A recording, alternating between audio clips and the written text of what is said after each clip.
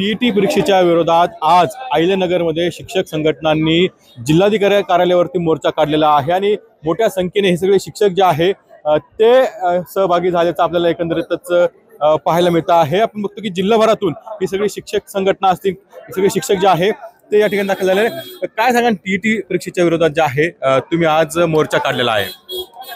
महाराष्ट्र शासनाने आम्हाला मागच्या महिन्यामध्ये आश्वासित केलं होतं। शिक्षण राज्यमंत्री आदरणीय नामदार पंकज भोयर साहेब यांच्याशी मध्यवर्ती संघटनेने चर्चा केली होती।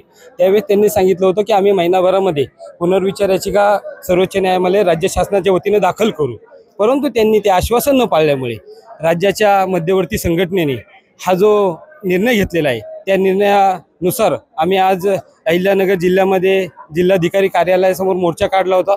त्यासाठी जिल्हाभरातून जवळजवळ 3 ते 4 हजार शिक्षक या ठिकाणी उपस्थित होते। त्यासाठी आम्ही अहिल्यानगर जिल्ह्यातली माध्यमिक असेल, उच्च माध्यमिक असेल, मुख्याध्यापक संघ, खाजगी प्राथमिक शिक्षक संघ यांची एक समन्वय समिती स्थापन केलेली आहे। त्या समन्वय समितीनुसार आमचे नेते पंडित सुनील पंडित सर यांच्या मार्गदर्शनानुसार हा मोर्चा आयोजित केला होता। आमचं प्रमुख मागणी ही आहे का टीईटी परीक्षा ही रद्द झाली पाहिजे, कारण टीईटी परीक्षेमुळं ज्यांची 20-20, 25-25, 30-30 वर्षे सेवा झाली अशा शिक्षकांनाही उतार वयात ही परीक्षा द्यावी लागते। वास्तविक पाहता हे सर्व शिक्षक परीक्षा देऊनच नोकरीमध्ये आलेले आहे, त्यांना पुन्हा परीक्षा घेण्याची गरज नाही असं आम्हाला वाटतं। पुढची भूमिका काय असणार जर परीक्षा हा निर्णय रद्द नाही केला तर पुढची भूमिका तुमची काय असणार आहे? या ठिकाणी सर्वोच्च न्यायालयानं आता नुकताच जो निर्णय जाहीर केलेला आहे त्याचा आम्हाला सर्वांना आदर आहे, परंतु या ठिकाणी महाराष्ट्र शासनानं बाजू जी मांडायला पाहिजे होती चांगली मांडली गेली नाही।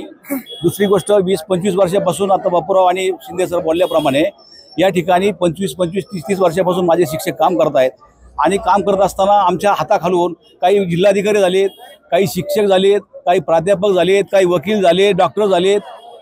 आता डॉक्टर झाल्यानंतर त्यांना परीक्षा द्यावं लागते का? नाही। आणि म्हणून आमची अशी मागणी आहे की या ठिकाणी आमचा अनुभव शिक्षक जो आहे त्यांना या ठिकाणी पात्रता परीक्षा देणं ही योग्य नाही आणि म्हणून आम्ही या ठिकाणी महाराष्ट्र शासनानं या ठिकाणी पुनर्याचिका दाखल करून पुन्हा ही या ठिकाणी आपली बाजू भक्कमपणे मांडली पाहिजे आणि 1 ते 8 साठी जी पात्रता परीक्षा या ठिकाणी लागू केलेली आहे ती रद्द केली पाहिजे। अन्यथा आम्हाला महाराष्ट्रातील सर्व संघटनांना म्हणजे मुख्याध्यापक संघटना असेल, शिक्षक संघटना असतील, शिक्षकेतर संघटना असतील, आम्हाला शाळा बंद करण्याचं हातार या ठिकाणी उचलावं लागेल अशा प्रकारची आम्ही अपेक्षा या ठिकाणी। काय भूमिका आहे तुमची? आज या ठिकाणी सगळ्या संघटना मिळून हा जो मोर्चा आणलाय, एका दिवसात हे नियोजन केलं तरी देखील 1000 ते 1200 लोक या ठिकाणी आलेत।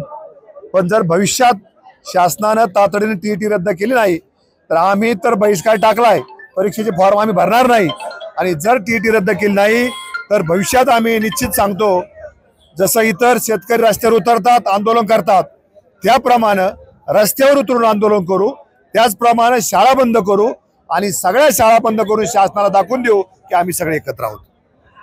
पण असा पण सूर निघतो की परीक्षा द्यायला काय हरकत आहे? परीक्षा देण्याबद्दल काय हरकत नाही, परंतु जर शिक्षकांना या परीक्षेच्या माध्यमातून वेळ तिथंच धरायचं ठरलं तर ते योग्य नाही। कुठेतरी आज शिक्षकांचं वय झालेलं आहे, कुठेतरी आज शिक्षकांचा अध्यापन आणि अध्यापनामध्ये भरपूर वेळ जातोय, त्यामध्ये ऑनलाईन कामे असतील, शासनाचे वेगवेगळे धोरणं असतील, यामध्ये शिक्षकाचा वेळ जातोय आणि हे परीक्षेचं भूत हे शिक्षकांच्या मानगुटीवर घालण्याचं काही कारण नाही। या माध्यमातून अहिल्यानगर जिल्ह्यात हा विराट मोर्चा निघाला होता।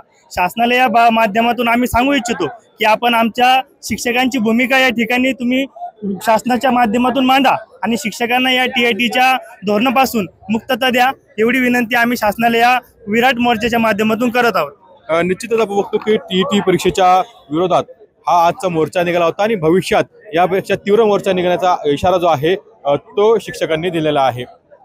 कॅमेरा विक्रमन कसं पुन्हा जायकर PV9 मराठी अहिल्यानगर।